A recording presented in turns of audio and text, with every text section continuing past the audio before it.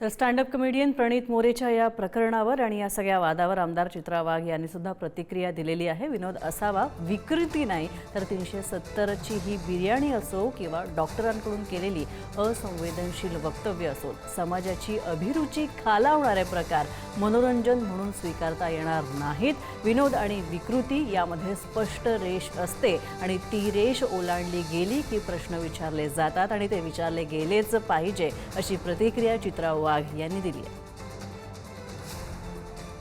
केलेली 370 बिर्याणी सारखी महिलांच्या आत्मसन्मानावर आघात करणारी टिप्पणी असो किंवा डॉक्टरांकडून मृतदेहांबाबत केलेली असंवेदनशील वक्तव्य असो, हा विनोद नाही तर विकृती आहे।